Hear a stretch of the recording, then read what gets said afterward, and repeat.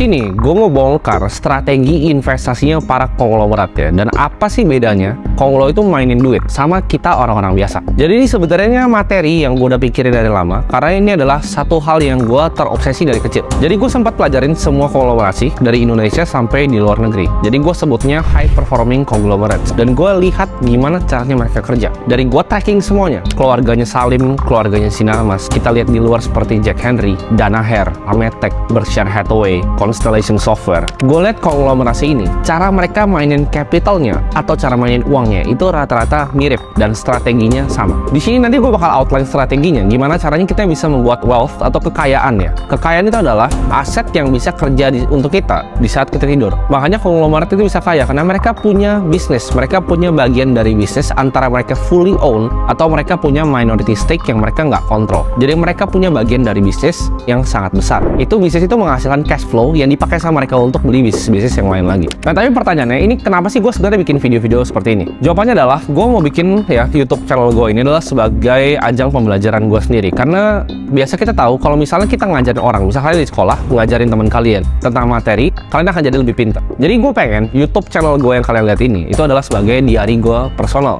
dimana gue lihat, oh Timothy itu waktu umur 22 tahun waktu itu, sekarang ya mikirnya tuh masih segini. Nanti gue pengen lihat 2 tahun lagi, oh gue bakal ngeliat, oh dia waktu itu masih belum berkembang nih gitu. Jadi gue mau ngukur sebenarnya knowledge gue pribadi di dunia capital market, di dunia keuangan, dan di dunia bisnis. Jadi sejauh mana gue akan taruh semuanya di sini. Dan kalian lihat video ini gue nggak punya kewajiban ya untuk ngajarin kalian apapun. Di sini gue gue cuma pengen sharing karena gue punya keresahan yang sangat mendalam terhadap sistem edukasi sekolah. Gue rasa hal-hal kayak ini tuh nggak pernah diajarin di sekolah karena gurunya juga nggak ngerti, dosen-dosennya juga nggak ngerti. Kita diajarin pelajaran-pelajaran yang nggak ada gunanya. Jadi itu kenapa kalau gue punya satu misi di dunia, gue pengen rusakin edukasi sistem di Indonesia. Jadi di sini ya, gue tuh kan gue bilang tadi dari kecil gue terobsesi untuk melihat namanya capital structure. Jadi cara uang bekerja itu gimana. Ini gue akan sharing karena dari pertama yang menginspirasi gue pertama kali terjun ke dunia capital market itu adalah tokoh namanya Warren Buffett.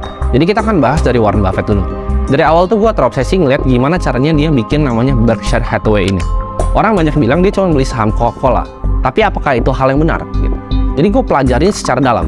Kalau kalian tanya, semua annual reportnya Berkshire Hathaway, gue udah pernah baca. Lu tanya semua buku tentang Warren Buffett, dari buku yang gampang kayak Snowball, Essays of Warren Buffett, The Warren Buffett Way, Robert Hagstrom yang tulis, semua itu udah pernah gue baca. Gue baca buku tentang Warren Buffett totalnya hampir 100, mungkin lebih, dari bahasa Indonesia dan bahasa Inggris. Gue selalu ngajarin kalian, kalau misalnya gue mau contek hidup seseorang, gue lihat orang nomor satunya. Sekarang gue lihat, siapa capital allocator paling jago di dunia? Ya, yang pindah-pindah uang tuh paling jago di dunia. Jawabannya simple, semua orang tahu, Warren Buffett.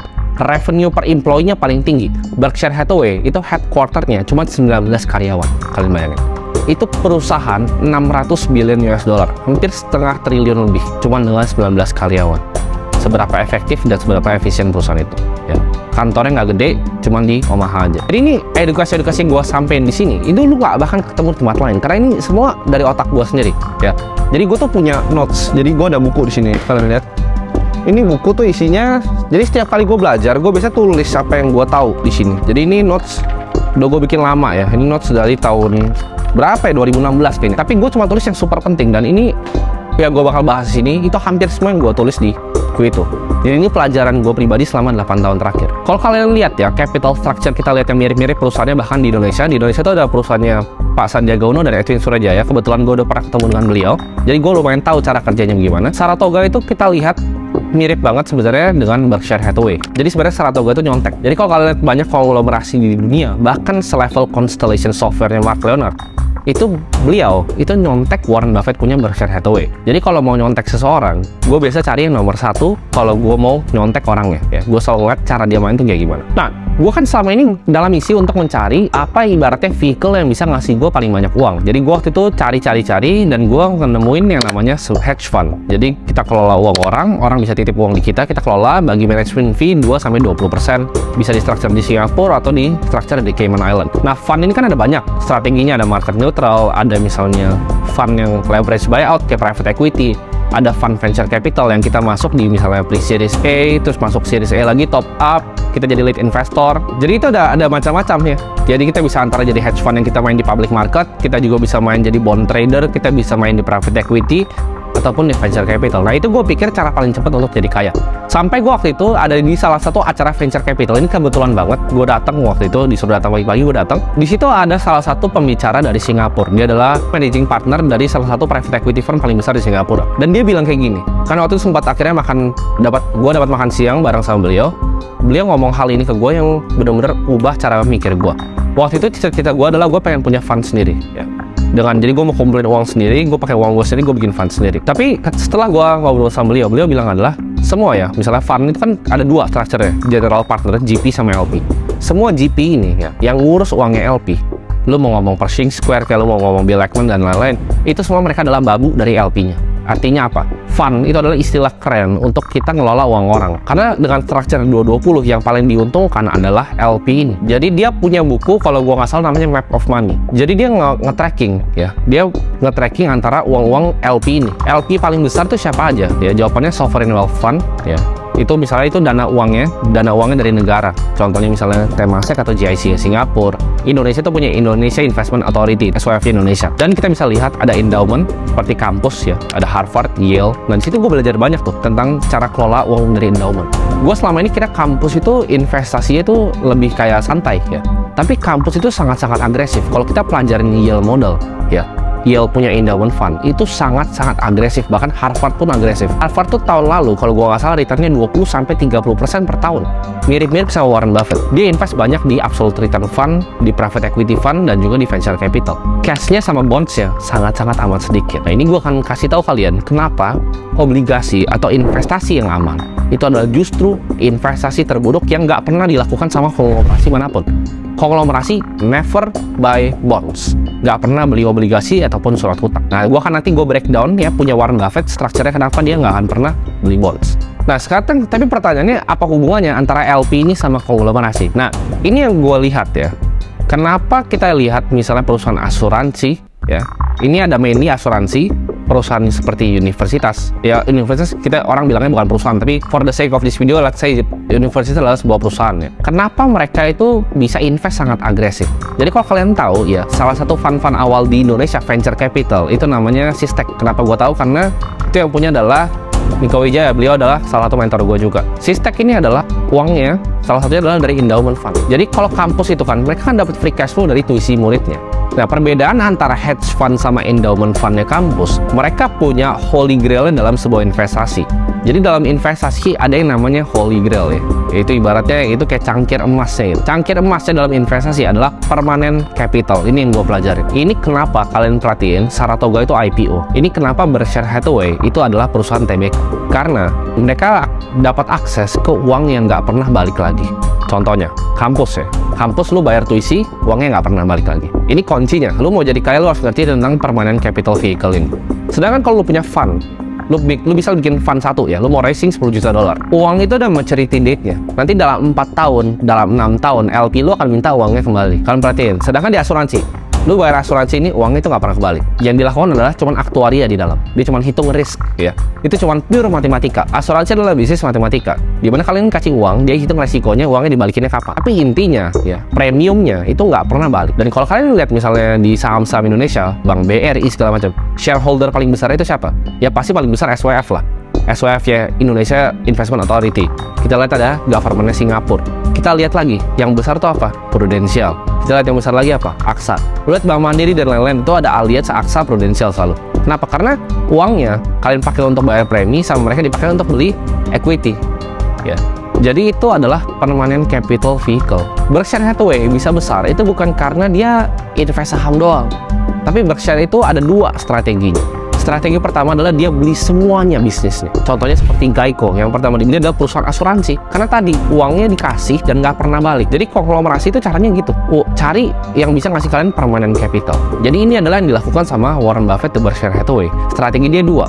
Ya, akuisisi perusahaan yang TBK, tapi minoritas seperti Apple, terus nggak pernah disentuh, atau dia masuk ke dalam manajemennya seperti Geico. Jadi Berkshire ini adalah kumpulan dari perusahaan-perusahaan seperti ini. Kalau kita lihat holdingnya semua, Berkshire Hathaway Energy, ya Berkshire Hathaway yang lain-lainnya, itu totalnya, ya kan? Kalau kalian lihat S&P 500, itu perusahaan-perusahaan di Berkshire aja yang nggak TBK, itu earningsnya lebih besar dibanding 200 perusahaan-perusahaan di S&P. Ya, jadi mereka punya earnings power yang gila. Kuncinya adalah ambil bisnis yang cash flow. Mereka nggak pernah punya mindset untuk nge-flip bisnis. Jadi bisnisnya itu nggak pernah dijual. Sedangkan kalau kalian venture capital, misalnya gue punya fund venture capital, gue akan mikir gimana caranya gue exit selanjutnya.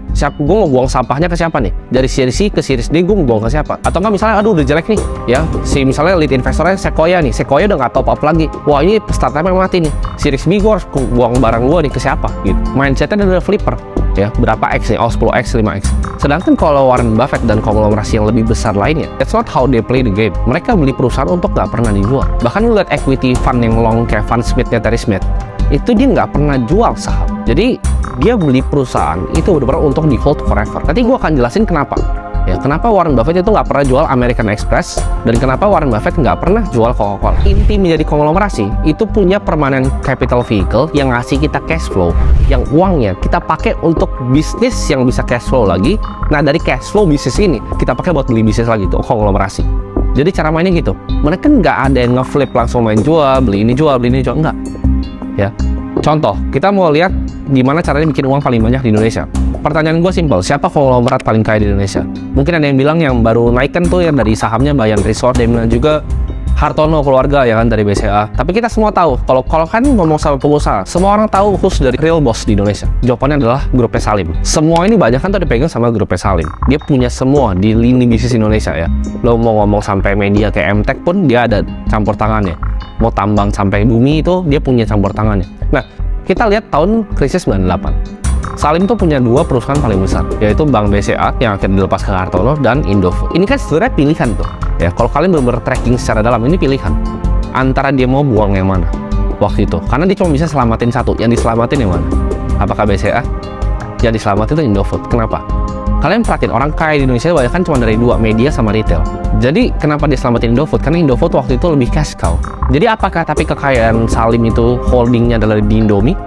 Bukan. Indomie itu adalah cash cow dia, Indofood ya. Indofood adalah cash cow-nya. Tapi real company-nya kenapa nggak bisa divaluasi di Indonesia? Karena holdingnya nggak di Indonesia. Jawabannya holdingnya di Hong Kong. Kalian lihat, kalau kalian mau dapat gambaran seberapa uangnya Salim besarnya, kalian cari di Google coba tentang First Pacific. Itu adalah holdingnya grupnya Salim. Lo kan lihat investasi itu nggak cuma di Indonesia, ada di Thailand, di Vietnam, di Southeast Asia banyak banget, bahkan sampai di Hong Kong. Jadi mereka bikin holding company kayak Berkshire Hathaway dan di IPO-in di Hong Kong. Untuk dapat apa? Karena kalau lo IPO perusahaan, lo dapat dana segar dari publik ya.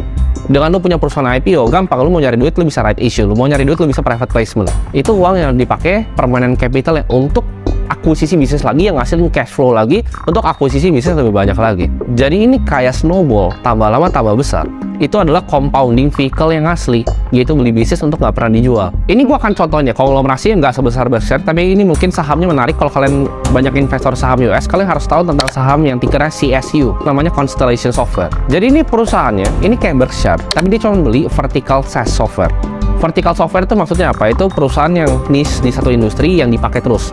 Jadi dia beli ya perusahaan-perusahaan software ini. Jadi kan kalau perusahaan software itu kan biasa ada recurring revenue-nya. Jadi kalau software itu setiap bulan langganan berapa? Nah, Constellation Software ini kerjanya cuma beli perusahaannya, udah. Terus dia nggak pernah jual. Jadi dia beli perusahaannya dari orang yang bikin perusahaan softwarenya, udah.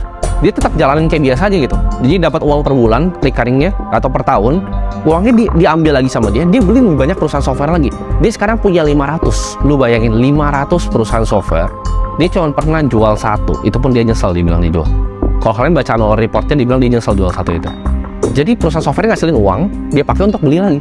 Nah, kalian bisa aplikasi ini di industri yang berbagai macam. Jadi itu cara kita bisa jadi sebuah konglomerat. Kenapa pertanyaan konglomerat nggak ada yang pernah ibaratnya cuma ngeflip bisnis? Karena it's nothing money buat mereka. Mereka butuh uang yang panjang. Nanti gue akan kasih tahu ya kekuatan dengan holding equity dalam jangka waktu yang panjang. Ini gue bakal bedahin annual reportnya Berkshire Hathaway yang tahun paling baru. Gue bakal tunjukin ke kalian. Itu Warren Buffett yang ngomong sendiri strateginya. Jadi secret sauce-nya tuh dia yang bocorin sendiri.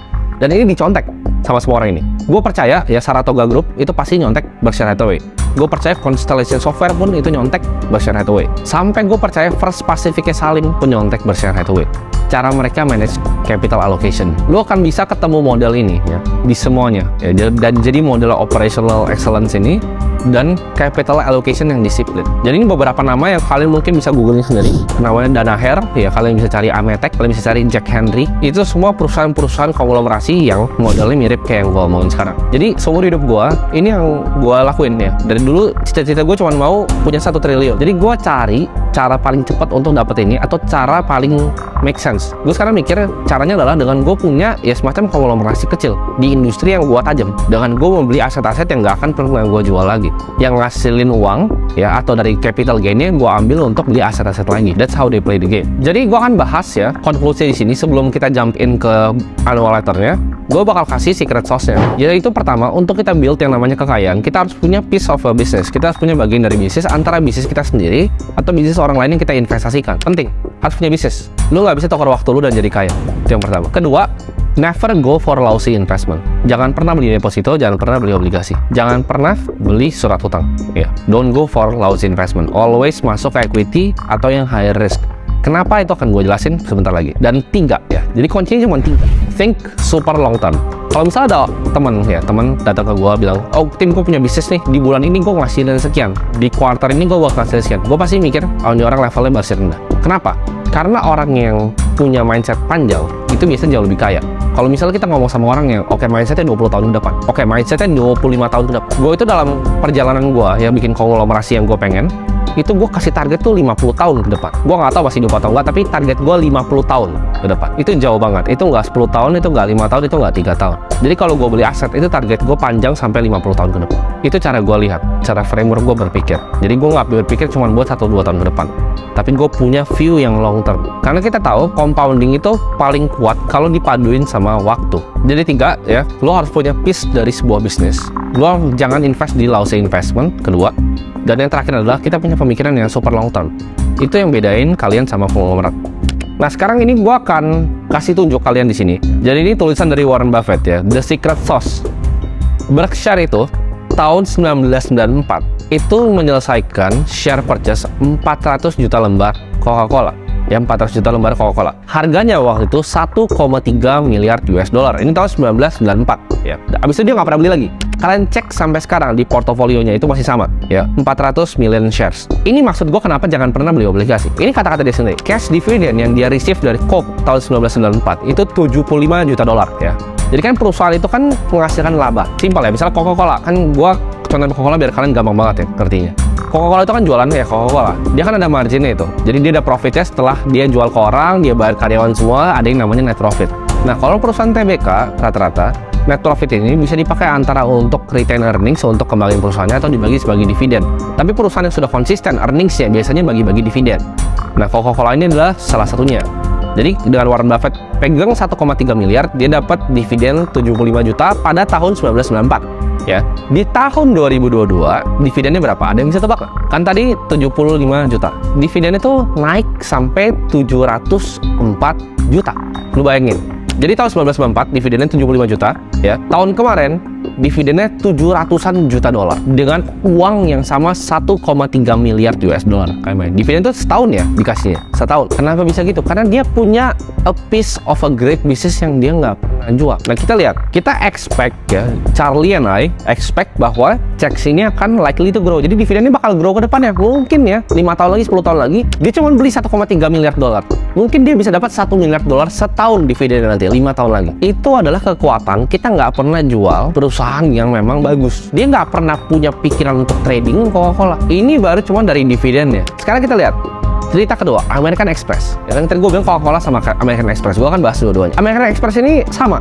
Purchase-nya selesai di 1995, beda setahun. Sama, harganya kenapa gue kasih ini? Karena ini juga sama. Ya. Dia beli Coca-Cola 1,3 miliar, dia beli American Express 1,3 miliar dolar, 1,3 biliar. Annual investment-nya, ya, dividennya dari 41 juta, sekarang 302 juta. Lebih kecil dari Coca-Cola. Kalian bisa bayangin.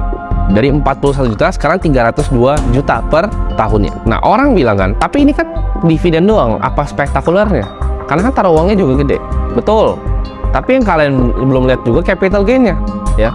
Coca-Cola 1,3 miliar, itu jadi berapa? Kita lihat sekarang, kita buka portofolionya. Dia kan invest 1,3 miliar di tahun 1994. Coca-Cola ya, per 13F filing terakhir, itu sekarang value-nya di 25 miliar dolar.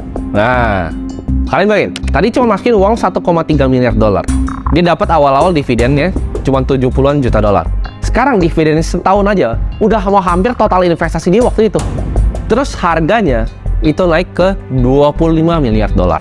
Lu tanyakan Warren Buffett secret sauce apa ini? Jawabannya ini. Kenapa gue bilang jangan pernah beli obligasi? Anggaplah Warren Buffett tahun itu 1995, 1994 itu dia nggak beli. Ini bahkan dia tulis sendiri. Ini dia kasih contoh. Gue juga pas waktu pertama kali gue baca ini, gue nggak, oh ini cara mainnya gitu.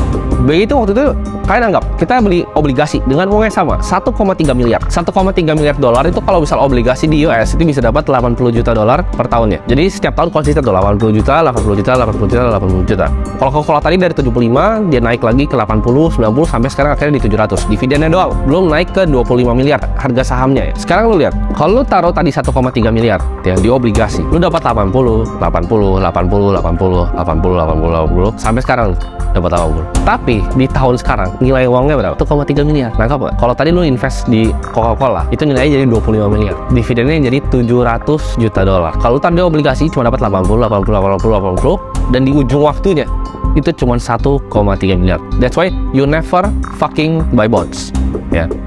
Obligasi adalah instrumen untuk orang bodoh. Ini gua akan sebut sini. Mau marah mau menteri keuangan marah, gua akan bilang obligasi itu adalah instrumen untuk orang bodoh. Karena untuk mau jadi kaya, you have to buy a piece of a business yang generate cash flow. That's how Konglo make their money. Lu mau lihat semuanya ya. Ini gue cuma contohin pakai American Express dan Coca-Cola. Tapi kira-kira kayak gini. Ini rahasianya Warren Buffett kenapa dia super kaya. Jadi ini yang gue pelajari selama ini dan ini perbedaannya. Nah ini gue akan bahas konklusinya. Satu adalah kita kalau mau allocate capital kita harus pikir secara matang.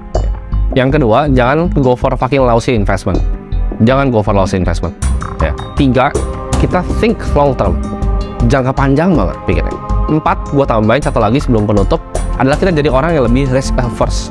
Perbedaan orang super kaya dan orang miskin. Kalau gue ngobrol sama konglomerat di Indonesia, mereka pasti mikirnya bukan cara melipat gandain uangnya, cuman gimana caranya mereka preserve capital dulu dengan pelan-pelan, tapi over long period of time. Kecuali kalau uang lu masih dikit banget. Kalau uang lu dikit banget ya boleh agresif. Tapi kalau uang lu udah sedikit lebih banyak, ada bagusnya kita sedikit ngerem untuk kita preserve capital kita. Jadi kalau kalian tanya perbedaannya apa, ya itu semua. Itu caranya perbedaan uangnya. Karena uangnya seperti game. Mereka ngerti game ini lebih tinggi dibanding kita ilmunya. Jadi kalau mau jadi kaya, contek cara orang-orang kaya bekerja. Dan semoga ya, ini yang gue outline gimana cara jadi konglo bisa bantu kalian jadi konglo di kemudian hari. Karena itu harapan gue dalam bikin video ini. Karena gue pengen rubah sistem edukasi supaya semua orang bisa dapat edukasi atau at least knowledge yang gue punya bisa gue sharingkan ke semua. Karena apa artinya punya uang kalau misalnya ilmu kita nggak dibagiin ke orang-orang.